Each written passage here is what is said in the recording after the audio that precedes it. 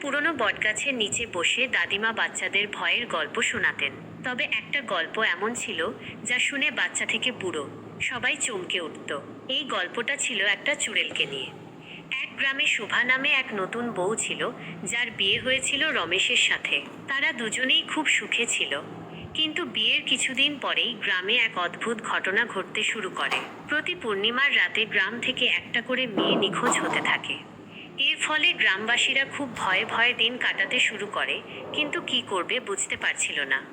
একদিন সকালে রমেশ কাজের জন্য গ্রামের বাইরে চলে যায়। শোভা তখন বাড়িতে একা।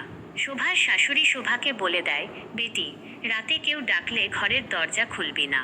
শোভা তার শাশুড়িকে কথা দেয় যে সে দরজা খুলবে না, কিন্তু শোভা জানত না যে সেই রাতের পর তার জীবন পুরোপুরি পাল্টে যাবে। হঠাৎ মাঝরাতে দরজায় কেউ ধাক্কা দিতে থাকে এবং বলে, শোভা, আমি তোমার বন্ধু রাধা। শোভা চমকে যায় এবং ভাবতে থাকে রাধা তো অনেক দূরে থাকে, এত রাতে এখানে কি করে এল। কিন্তু রাধার গলার স্বর চেনা লাগায় শোভা দরজাটা খুলে দেয়।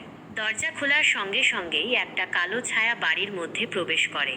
সেই কালো ছায়াটা রাধা ছিল না, ছিল সেই দুষ্টু চুড়েল। তার চোখগুলো লাল হয়ে জ্বলছিল এবং লম্বা লম্বা নোংরা দাঁতগুলো বেরিয়েছিল। এই চুড়েলটি শুধুমাত্র সেই সব মেয়েদের আক্রমণ করত যাদের নতুন বিয়ে হয়েছে এবং যারা তাদের স্বামীর দীর্ঘায়ু কামনা করত। কারণ এই চুড়েলটি নতুন বিয়ে হওয়ার পর তার স্বামী রোড অ্যাক্সিডেন্টে মারা যাওয়ার পর এক মেয়ে থেকে চুড়েলে পরিণত হয়েছিল। সেই কারণে চুড়েলটি কারোর সিঁদুর সহ্য করতে পারত না এবং সবাইকে আক্রমণ করত।